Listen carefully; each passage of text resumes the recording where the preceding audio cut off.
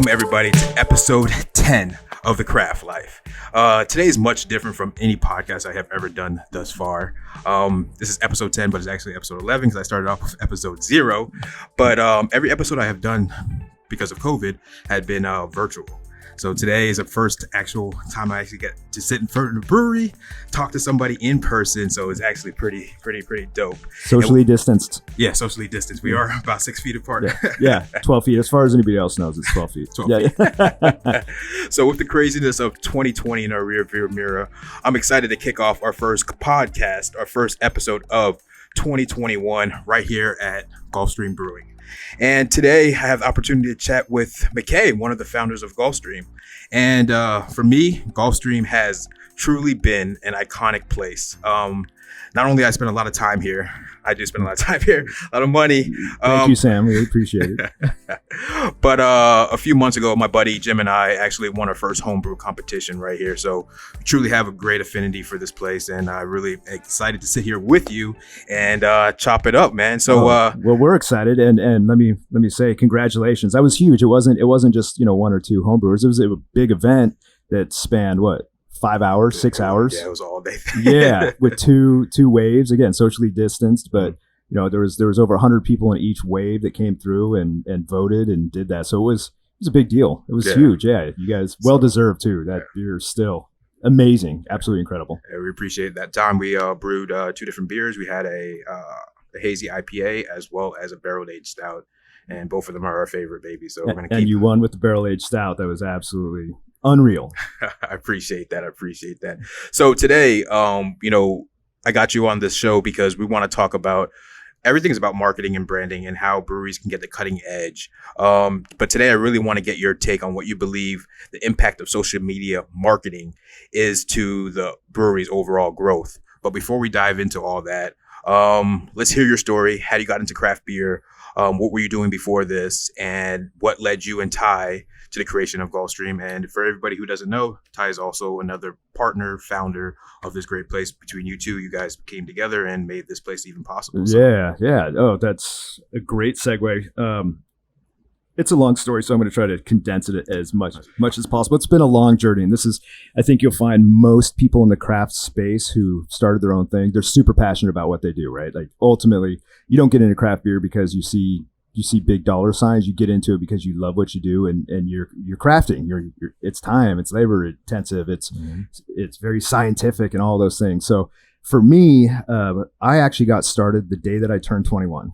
I always say that I started a little bit before, but I was working at a place in Arizona, of all places, Scottsdale. And the place I had worked for decided that they were going to open a craft brewery. So I had kind of been part of that process, and I was super passionate about it. I'm originally from the Pacific Northwest, Portland, Oregon area, drinking great craft beer in high school. Most people are doing keggers with Coors Light. And don't get me wrong, I did plenty of those, but I was drinking Deschutes and Rogue and all these Henry Weinhardts when it was still Henry Weinhardts way back in the day. And so I already had a taste for it. And when this opportunity came up to work at a brewery that was being built, I jumped on. I was just nerded out on it. I absolutely loved it. So I started out helping as they were, small tasks as they were building out. And it got to the point they had kind of already started brewing where they needed some help in the brewery.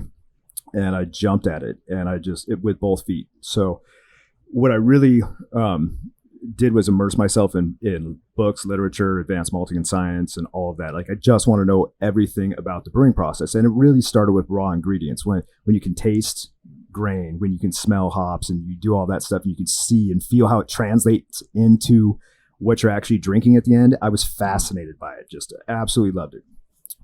So when I say, I started the day I turned 21, it was a little bit before that, but, for legal purposes, it was the day I turned 21, and it was on a 10-barrel system, not very different than what we have today here at Gulf Stream. So I did that for a while. I absolutely loved it. Loved the industry. There's great folks in the industry. It's as we all know, it's a collaborative industry versus being very siloed and competitive. Mm-hmm. So loved it, but at the same time, I was focused, or I started transitioning into a software path because this was a long time ago. I mean, this is really 2000 when I transitioned fully into software. But I was, the late 90s, I was doing brewing. So, I kind of followed that career path because there was money, but I never fell out of love with brewing. Mm-hmm. And were you still home brewing? Absolutely. Oh, nice. So yeah, and I've kind of been brewing the whole time. I ended up getting a 1-barrel system and at home. Yeah, oh, wow. Brewing out of my garage. Nice. This is in the Pacific Northwest. I moved back up there, and absolutely just completely just still loved it. Yeah, and I mean that's part of it. It's the passion. So yeah, I was brewing on a 1-barrel out of my garage. I kind of did it in stages. It took me a while to build up the 1-barrel, just like everybody else. Mm-hmm. It started on the stove. And it was kind of weird going backwards. Like, I'd done production beer and worked on a bigger scale. And then I'm like, well, I need all this equipment at home. So then, I went and got the carboys, did all the other stuff. And it just kept growing and growing. Just, again, like so many other brewers out there, you build a passion for it and you just kind of come up that way. Oh, for sure. I started with a 1-gallon pot. Yeah. And now I'm at I think, 15 or 16 gallon pot. So I'm working my way up there. And next thing you know, you have a 10-barrel system or 5 or then 10 or 20 or 30, who knows? Exactly. That's how it starts. Sky's the limit, right? That's right. You get the bug. So really that's kind of the origin of that. Eventually, Ty and I met. Ty's a dentist by day. So heavy science background. He started brewing in dental school. He lived in Boston. Okay. And for a lot of reasons, but he had a friend that was really into it, and they took what they were learning in science and that whole thing. Dentists or doctors. Yeah. I mean, it's debatable, Ty, but no. And so he took what they were doing there and applied it to beer as well with this other guy Tad, who we know well. He's a great guy. And so when he was doing that, they were kind of perfecting their craft over there, doing it that way. Didn't have money for craft beer in Boston back in the day. Mm-hmm. So that was their way of getting great beer when they didn't necessarily. They were on more of a college budget, so to speak. Nice. So he absolutely fell in love with it. He's originally from the Pacific Northwest as well. Moved back there. We connected. That's an even longer story, but we ended up connecting around 2012. And maybe even 2011, and hit it off. We both saw eye to eye. Really cared about the science and you guys met down here in Florida? Or? No, we met up there in the Pacific Northwest. This is what, like I said, it's a long story. Yeah, so feel free to cut any of this that you want. So we met up there, and we were actually looking for a space up there in the Portland, Oregon area, really Vancouver, Washington on the other side. And we kind of honed in on a spot. We were about to jump into a lease there, and at the kind of in between, Ty had moved down here to South Florida. Being from Washington, he actually played football at University of Washington, played against U of M down here, and absolutely fell in love with it. Yeah, and he was like, that's where I want to be. So he moved down here, and he was like, do me a favor, McKay, we can open in the Northwest, just come to South Florida, come check it out. And we came in January of 2015, and it was gorgeous. And moved 6 months later. Picked up my family. We were like, yeah, this is it. Let's go. And I fell in love with it. Obviously, you don't move unless move across the country like that unless you care about where you're going. And for me, I wouldn't look back. It's been amazing. So when we got here in 2015, we started looking for the right spot where it was a good fit. We wanted to be kind of close to the beach and all of those things. And so that's we found the right area, which is where we're sitting right now. And then it took a while to get open.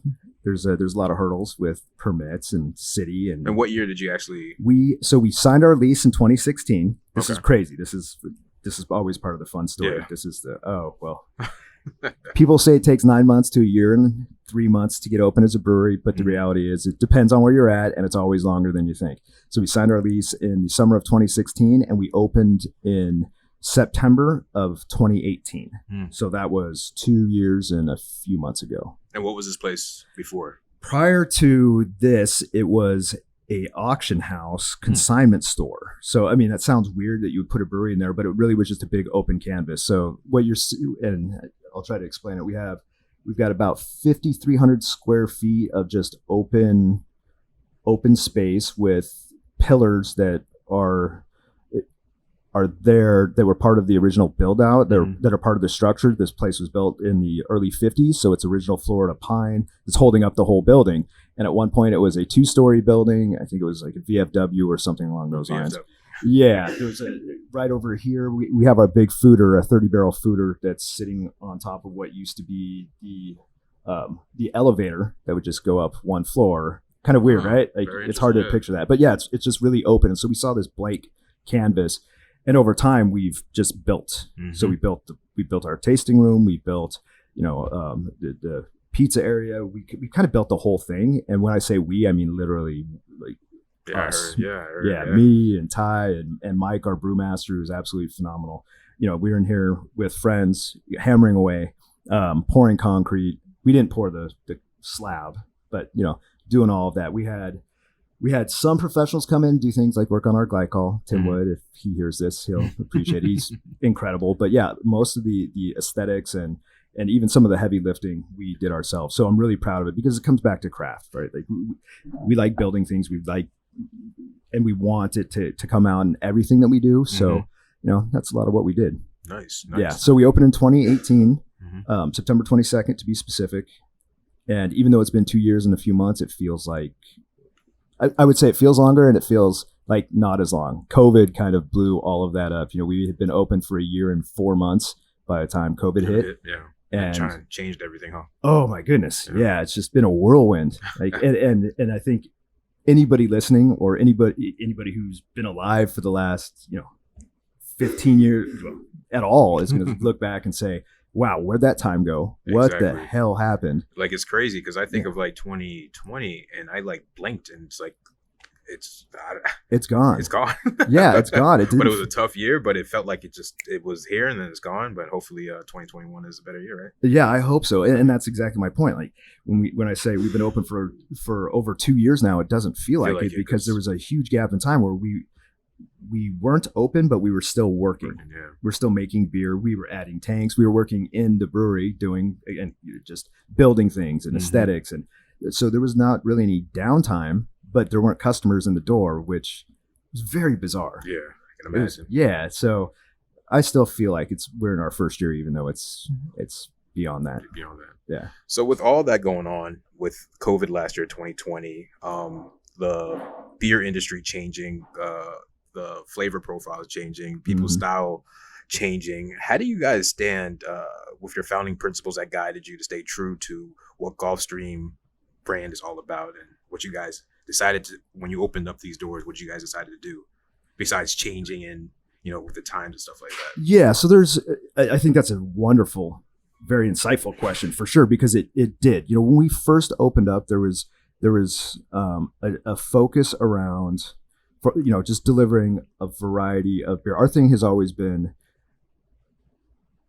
doing craft beer well, providing variety and education to people. So we're not just an IPA house. There's a lot of people that just want to do IPAs, that just want to do sours. They'll sprinkle on a couple of other things. And that's not to say we don't have a lot of IPAs because we do.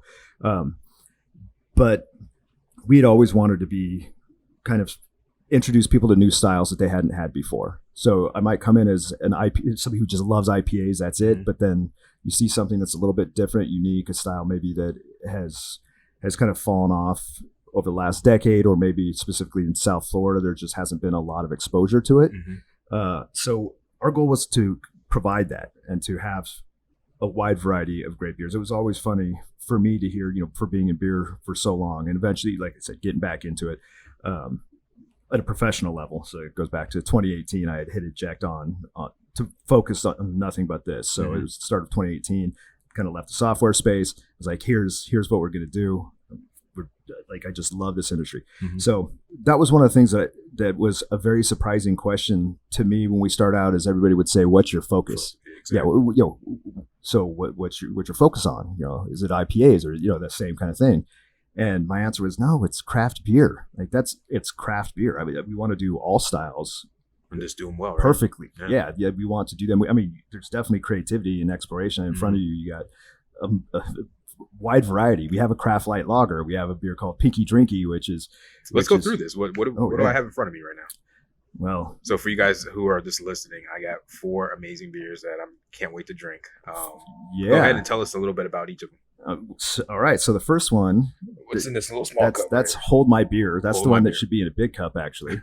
Hold My Beer is exactly how it should sound. Yeah, what you're holding is Hold My Beer, and it's exactly how it sounds. It's lawnmower beer. I'm going to go drink a bunch of them and get crazy.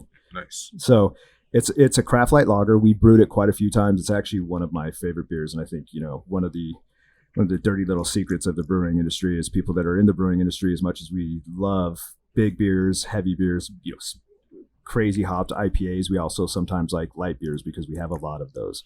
So we set out to do a really kick-ass light lager, and Nice. that's what you're drinking right now, like craft style. It's great, man. It's great. Thank you. Yeah, 4.5%, just super, super drinkable. It's very refreshing. Yes, you can just do a lot of them. If you've seen any of our videos, do some stupid shit on that too. Always a good time. Yeah. So then we go to a beer called Pinky Drinky. This is kind of what I was saying, as far as exploring and doing different things. Pinky Drinky is also a lager, but we use wine grapes in it, Pinot grapes. A lager that's been co-fermented with Pinot grapes. So you'll get just a little hint of that. So we called it Pinky Drinky because we wanted to. How's that? Very good. Yeah. Also something. So this is where we're saying we're exploring styles. It's a lager. It's going to be on the lighter side versus your other kind of mainstay. Very different than your pastry stouts, your amber, whatever. I mean, so this is where we like to have fun and kind of explore different things. The next one we get into the sours. That's Berry Lounge. That is a fruit sour with raspberries, blackberries, and blueberries. Nice. We've done variations of it, berry bombs over Baghdad. The color is amazing. Yeah, isn't that cool? Yeah. I love that beer. I love it. It's super good. Just very different on the spectrum, or very different end of the spectrum. Mm-hmm. Yeah, I like that beer. Wow.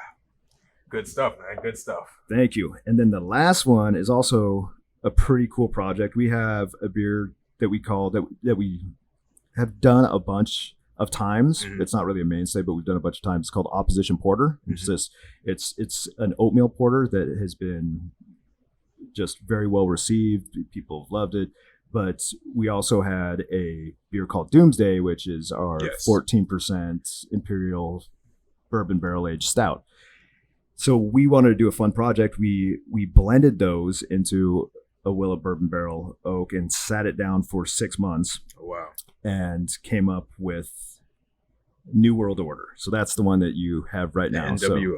So, that's right. So it was kind of a play on Opposition Porter, especially considering political environment. Opposition Porter and Doomsday. Both of those, the blend was the New World Order. This is amazing. I love stouts. So. I know you do, and you do them right. So and I appreciate it. This is good. Thank you. Coming from you, it's high praise. So, yeah, I'm glad you dig them. Yeah, it was really good. So, as you can see right here, we've gone back to variety, but what was really interesting with COVID and kind of market change is we had to sell a lot of beers to go. And so at the same time, we had a large variety. And during that time, specifically COVID, where anything we were doing or everything we were doing was just out the front door. So people don't have a chance to come in and taste different things. And you're not doing flights at that time. So we focused heavily on beers that traditionally do really well in this market, or I guess really anywhere. It's not just this market.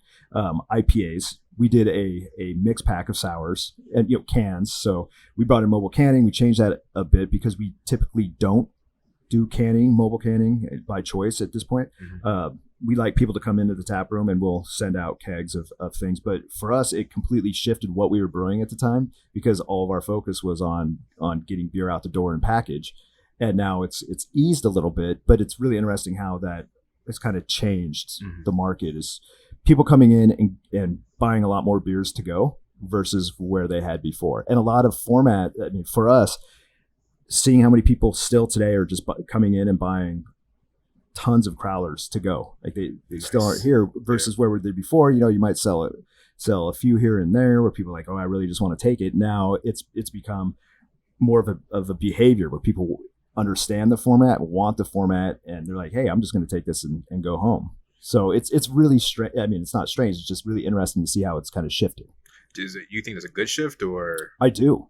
I do, because there's more awareness around crowlers versus growlers. You know, they last a lot longer. They're a lot more stable. There's still potential for oxygen uptake, but it's a lot less versus a crowler. You know, you might get a couple days out of it. The seal isn't always good. You don't have to lug around your own glass or buy glass jugs every time you come in. It's just it's a 32-ounce can. Yeah.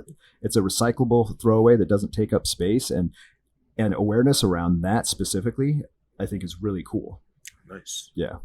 All right. Great, man. Great. Yeah. So let's dive into your outlook of the importance of social media marketing to a brewery's overall growth. Yeah, it's huge. So, and it's also one of the biggest challenges because there's a lot of noise in social media. There is. But it's also probably one of the most effective things a brewery can do around connecting with its customers and providing up-to-date information around what's going on. So if you're a larger regional brewery, somebody who's doing like only package, or a good chunk of what you're doing is package, and you've been putting out the same beer for 3 years,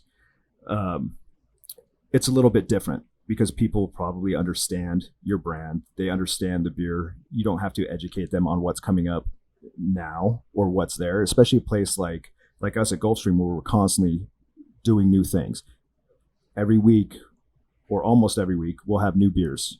Right. Awesome, so, you know, if we've got 22 taps, and for the most part, we try to keep them full, you know, there's very few that we keep here all the time. There's a couple mainstays that we have. But if you're constantly releasing new beers and somebody doesn't know that you're releasing them, it's very difficult to get that information to the market unless you have people that are following you on social media. This is key, because traditional other marketing formats don't work for that.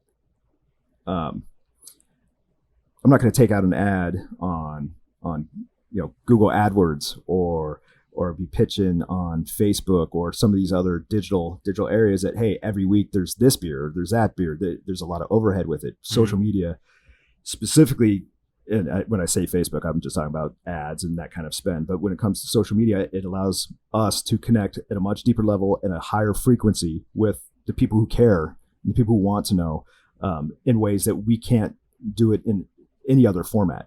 This is the way we have to do it. It is critical to our type of business, and there's a lot of great breweries around here that have this similar model, where it's a lot of new things, and a lot of it's on premise. It's a lot of it's in their tap room. That's the only place you're going to get it. So it's 100% critical. The thing that I really want to stress about, you know, our types of businesses when it comes specifically with social media is this is as fresh as you're going to get it. This beer doesn't last long. It comes out, it's super unique. There's people that will trade beers, they'll get it in package, and you know, they want to store it for a while, and typically those are still larger runs. But you know, there's a lot of smaller breweries that are doing 5-barrel things that aren't ever going to make it to package, or 10-barrel things, or 2-barrel things, 1-barrel things, like Orchestrated Minds coming by here shortly. Oh yeah. Yeah, and it's stuff where, you know, it's so limited and it's so fresh and it's so local.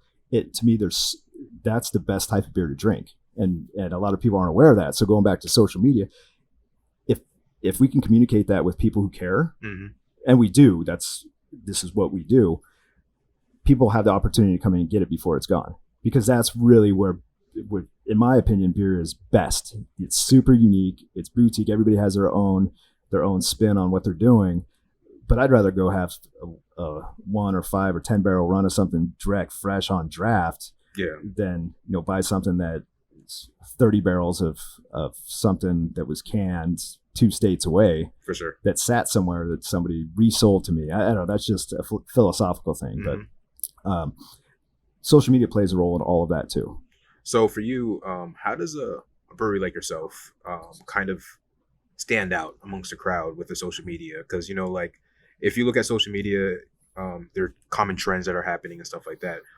Do you think it's good to stay up to trends, or kind of just stay within the bounds of your audience and kind of just give them the information, create that value with the audience that you currently have?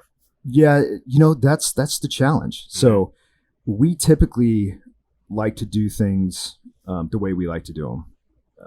I find that trying to follow trends is, and looking specifically, like I don't look for inspiration around like locally. I don't want to do something somebody else is doing. Absolutely. So I actually go the other way. I'd rather build, and we build kind of our own plan around that. And sometimes it's very, off the cuff. We're just going to do something stupid because it's fun and we're going to put something out there, or we're just have kind of a format for how we take pictures and throw out new beers. Like we know what that looks like.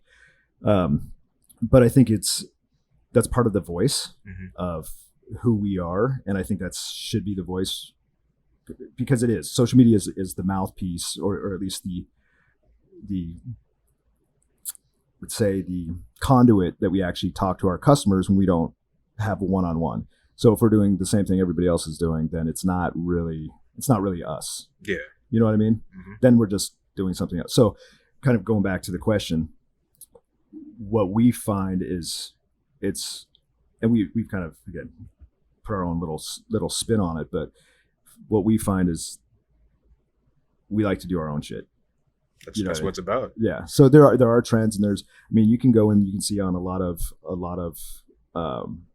Instagram pages or whatever, that if I see a packaged beer, it looks the same, at least how the format is, where, it might be 3 cans and there's 3 labels and you see front, side, back, and very gorgeous pictures and appealing. But I can see that at a lot of other breweries. Like there's a lot of it does happen. Yeah. And so, and it works, right? And it works for some, but it doesn't work for others. But. And exactly, that's the whole thing. And if it does work, that's great. But we've just kind of chosen not to go that route. Oh, absolutely. Yeah. It's sometimes better to kind of pave your own way and create that own voice for your audience that expect something different than just the same old things that people are commonly seeing. Right. Yeah. Yeah. And you could argue against that as well, because those things are always sexy and there's a reason that everybody does those, but for us, it's never felt like the right fit. We like to be unique. Absolutely. And so, yeah. So do you guys come up with a monthly strategy, weekly strategy when it comes down to your social media? Yeah. Without giving secret sauce away, because no secret sauce. Yeah. And there really is no secrets around there. I mean, we put a certain portion of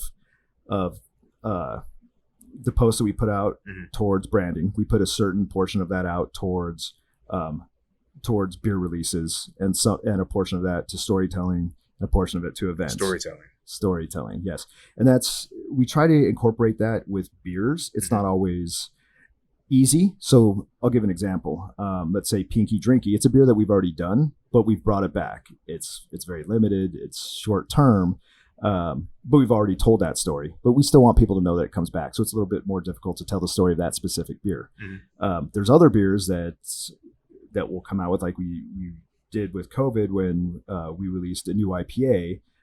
We called it Virtual Happy Hour. So there's a real story behind that around, as a new beer and what we were doing. So those are areas that we were like, okay, we want to tell the story. We want to tie certain things in there. So yes, there is a strategy. We have a lot of metrics around what we look at, what's effective, what's not. And again, there's failures too. Oh, absolutely. Yeah. But every failure is lead to success, right? Yeah. And we've learned a lot over time around what resonates with at least the people that follow us or that engages. And, for instance, I'll give a very specific example. When we have people in photos, we have a lot more engagement. But we can't have too many people. It can't be crowds. Unless, right now, especially people, hey, what's going on? Of course. But typically if it's 1 or 2 people, there's a lot of engagement. There's more engagement, like more responses than we would get if it's just a picture of the beer, depending on the beer, and how it's taken. So we look at that quite a bit and we understand it. Content is always king, and content is not always easy to get, especially when you're pushing out information at a fairly high frequency. So those are some of the challenges that you have that any brewery would have is really building meaningful, engaging content at a high frequency that keeps you relevant. What that mean, your frequency? Are you guys posting twice a day, 3 times a day? We typically try to do no more than once a day. Okay. Do you find that works better for you than posting multiple times a day? Yeah. And this is, there are people who will argue against this, and they can, and they should. That the more visibility, the more people you're going to reach, all of that. I've also taken the approach of I don't want to be bothered by this every day. I don't want to be inundated. I prefer to get information when it's relevant and when I want to consume it. So we have certain times that we'll send out content during the day. We've got targets. We don't always hit those targets, but does a 6 a.m. post make as much sense for our customers when we don't even open our doors till 4? Does a 6 a.m. post make sense, or does a noon post make sense, or does a right now make sense because we're taking video of what's actually happening? Yeah, so it's really fact dependent, and that's such a hard gamble right there, because it's like people wake up, going to their jobs, you know, they're in the bathroom and they want to check content, but is it content that they should be seeing at that time? And does that kind of play a role with the whole storytelling and kind of branding? Because, you know, if you're like, check out this new beer at 6 o'clock in the morning, you're like, dude, I can't even drink that till, this afternoon. So is it worth it? And that's kind of debatable, and I understand that. Yeah, absolutely. And that's also a different scenario than, let's say, we have an event going on. We're like, for next Monday, we're doing a sushi pairing event. So Sushi Hana is coming in, and it's pre-sold tickets. We have to get that information out much earlier across multiple channels. So we're, you got your typical Facebook ad. You have, you've got stories that we're creating. We have, we've got links in Instagram where we actually change over our link in Instagram to support that for a period of time. We have, we've got Google ads that will run for that. So it's dependent on what we're doing. So we'll do like a kickoff that says, all right, here we have this event going on. Here's where you can actually sign up for it. And you have to do it early enough out to where people can buy tickets. And then you have to repeat that again as it gets closer, because people here specifically, they want to wait till the last minute. Yeah. Yes. And sometimes it sells out. A lot of times they sell out. People come and like, sorry, you got to get on that earlier. But that's where, when we're talking about frequency and time, it really matters. So again, depending on the channel and what we're doing, we try to be very mindful about how we structure that. It's not just, hey, throw something up and let's see who follows. We actually have a real schedule and plan depending on the type of thing we're doing. Nice. So when you talked about storytelling, how do you storytell when you come to a beer? Like, I want to hear your definition of what you mean by storytelling. There's a number of ways. So to give you an idea, this one's a little challenging, but we did a beer for somebody. It's more of a fundraising thing that's coming out. Somebody was injured fairly substantially with our beer rep. He's a beer rep for Cavalier. Okay. He was injured, fairly substantially. Cavalier wants to do a fundraiser for this. And so we ended up, his name's Alex. I don't know how much detail I can actually get into that, which is... It's fine.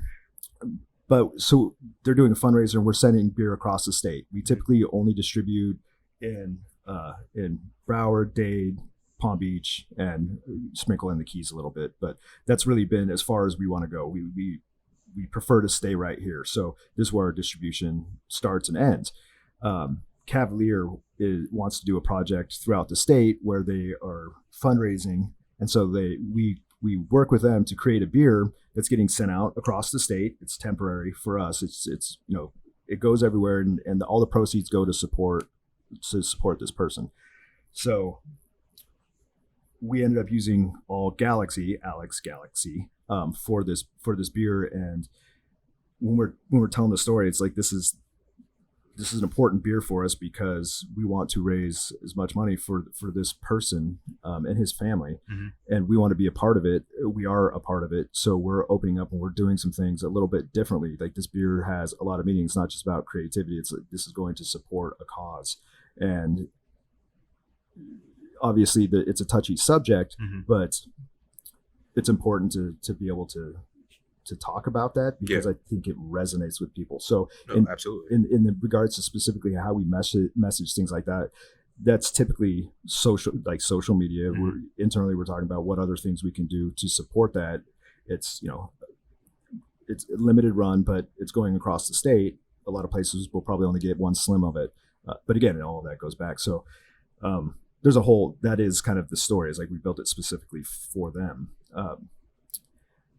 But not all beers, you can tell that same kind of story. So you have to pick and choose. Again, like for us, where we're cycling through a lot of beers, we're constantly coming out with new things. The depth of story also matters.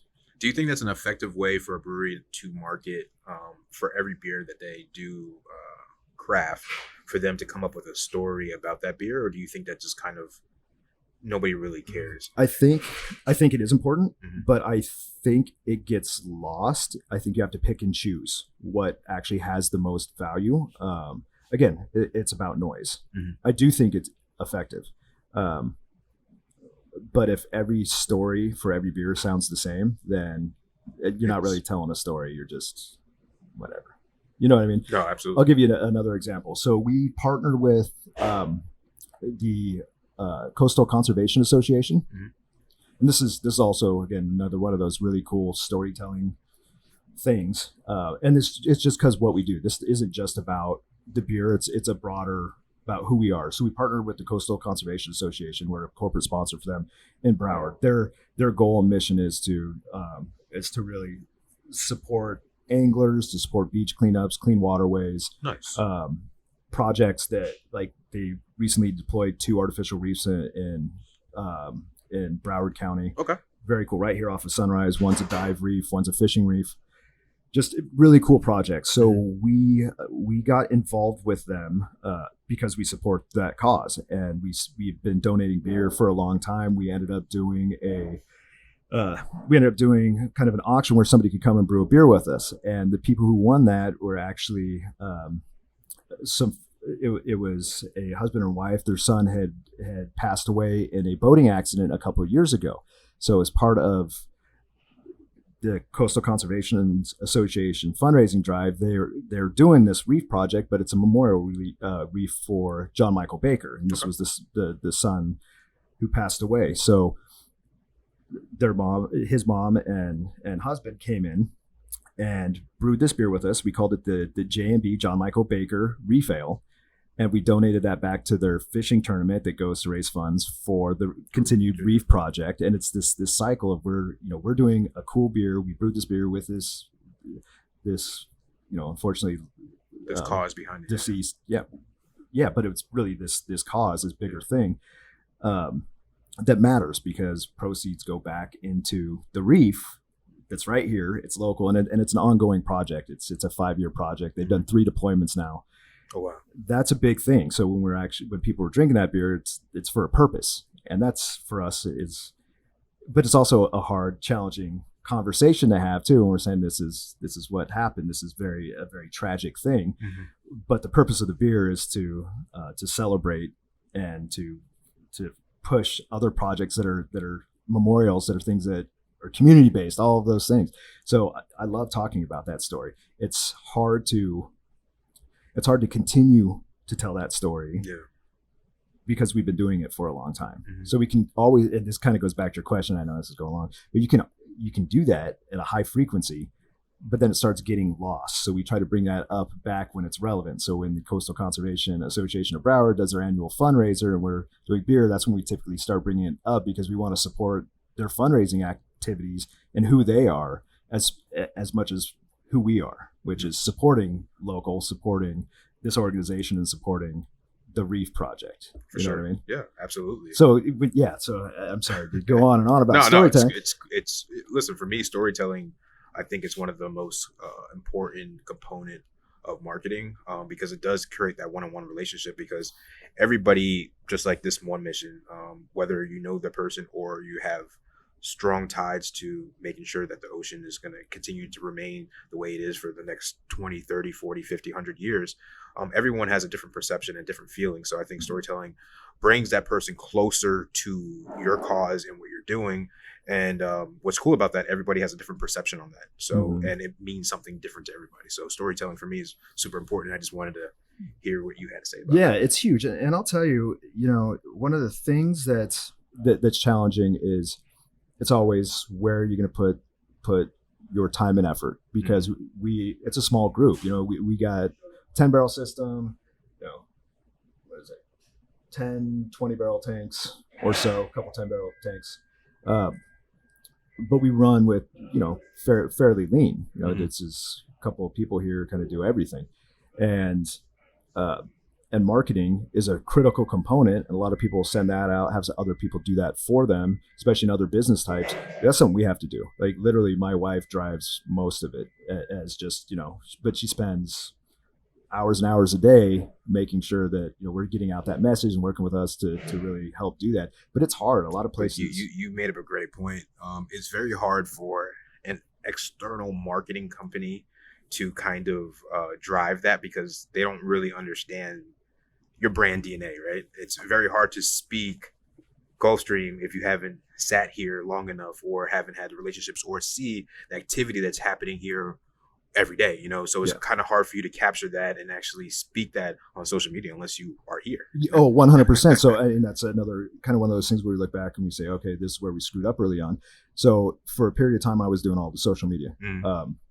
And it got to be to the point it's like that's all I was doing. And it's not that I wasn't having fun doing it, but it's not an easy job. I mean, it falls under a marketing plan. Like it has to be structured, and it's one of many things, right?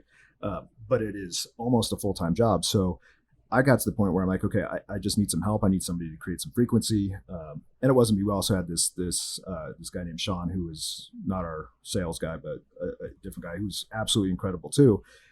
But he couldn't be here every day, and he had a bunch of other work. And so we were just, a client, and the stuff he was doing was awesome. He cracked me up, but it still wasn't the frequency in which we needed.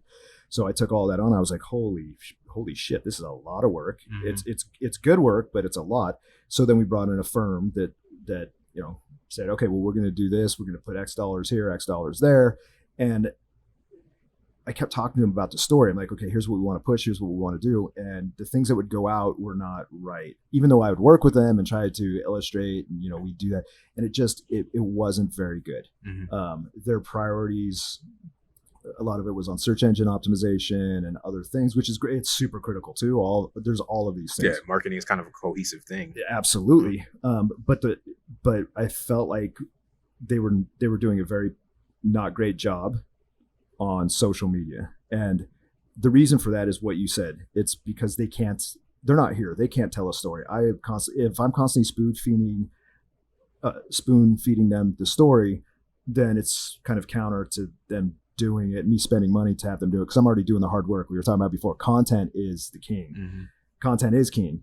And aside from that, they were just scheduling content for me or for us, and so it didn't make sense. Didn't make sense, yeah. And so I really kind of at that time, that's one of those things I screwed up. I let that ride for probably 6 months, didn't see a lot of movement. The metrics that I cared about weren't there, and it wasn't great.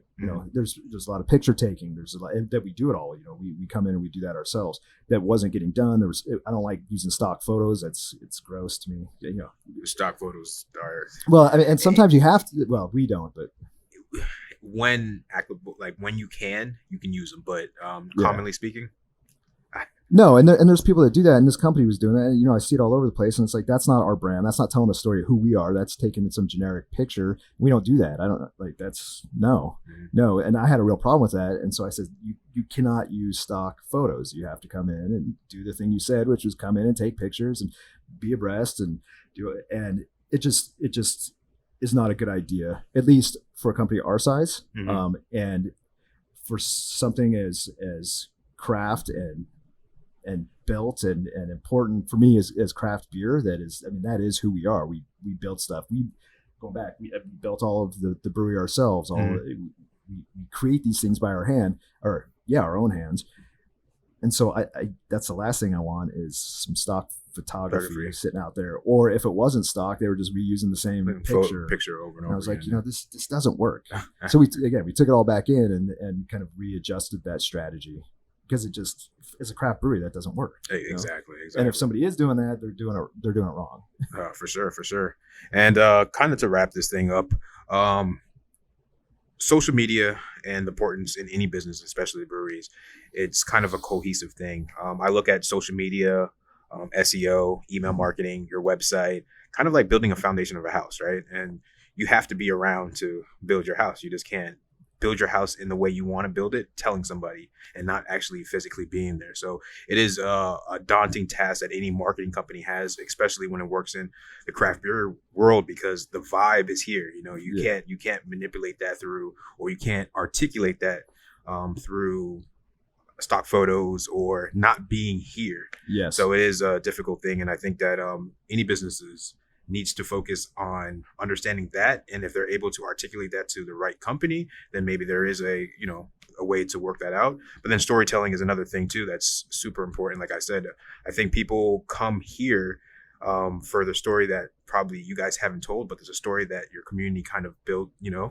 And I think that it's very hard sometimes to capture that into words. It's really hard. It's one of those battles that I think every business has to kind of it's a challenge. You're always constantly trying to create that story that already is connected to your audience and they already understand that story. And how do you put that into words and play it on social media? So yeah, and frankly, there's areas even for us that we after this long that we're just still trying to get better at. There's, because we do a lot and there's a lot of things we care about, whether it's community engagement or obviously the beer itself and what goes into it and how we do things, because everybody does things different. I mean, brewing beer is brewing beer, but we all have different processes slightly. Or, there's certain things that we do that matter. We RO water, and we build the water before we do anything. We run a kind of lean process where we get grain in almost always the week that we brew it, and then we get another shipment. So we don't have things sitting in silos. We don't have grain sitting there. When it comes in, we use it right away. Fresh, yeah. And there's a lot of stories like that. We've got a hand painted picture of Bob Marley up there that was painted by his son, Robert Marley, an original. Oh, for real? Yeah. Nice. It's a cool thing. Yeah, I love telling about it. It's one of two things. He did two different paintings. It's a long story, but it's a cool story. And it's one of many, many that we have. So finding the right types of stories or the right things to get out to people can be a challenge too, because you have a lot of stories in a craft brewery. Absolutely. Everybody does. Yeah. Because of the nature of what we do and why we do it. One of our biggest challenges, and I think this is kind of what you're getting at, is refining it and really going after a specific message and a voice. And I mean, honestly, that's one of the things we could get better at, because, that's the challenge. I think everybody has that kind of challenge. Yeah, because with growth, time, that's going to have to be something that you're always trying to redefine and dial into. So it's something that's a work in progress constantly. Yes. Yeah. But, and going all the way back, without social media, I don't think that there's substantial connection with customers, which is a problem, right? Discovery is a huge component in the craft world, especially as new breweries pop up. There used to be far less here, specifically in South Florida. But as new breweries come in, my biggest advice to you would be, make sure you're developing that messaging early on. Make sure that you're focused on social media as a way for discovery, for people to find you, because that is a massive driver of how people are discovering new places to go. The new yellow pages. Yes. Yeah. I mean, all that old traditional media, print stuff, we've dabbled in print a couple of times, but it's very specific and very local. It doesn't really work. And the most inexpensive way that you can connect with customers and engage with them is social media. Everything else is an ad. You're telling somebody what you do, versus social media, where you can engage and you can have a conversation, which is very different, and create that value that they're looking for. So yeah. Absolutely. So, hey, listen, if you are in the South Florida area, please do yourself a favor and check out Gulf Stream Brewing. Beers are phenomenal. I have 3.5 or 2.5 left. We'll change that. We'll get you more of those. They're located at 1105 Northeast 13th Street, Fort Lauderdale. Their website is gulfstreambeer.com. On Facebook, you can follow them at Gulf Stream Brewing, and on Instagram, it's going to be Gulf Stream Brewing CO. Yeah. Oh, that's another thing. Make sure that you're consistent when you put all your across mediums. We weren't. So yeah, consistency is everything. So we learned a lot from you. Really do appreciate coming out here. And like I said, this is one of my favorite breweries. Not only that I spend a lot of time here, but it's always going to hold a special place because we won that award here. So number one. Hey, thank you, Sam. I appreciate you talking as always. Absolutely, man. And lastly, I haven't done this before. I'm going to put you on the spot. I'm going to let you see us off, man. So, all right. Hey, thank you, everyone. This has been Sam and with Craft Lyfe, and stay tuned. Check out the next episode. Yes, sir. Subscribe. Hey, tell your friends.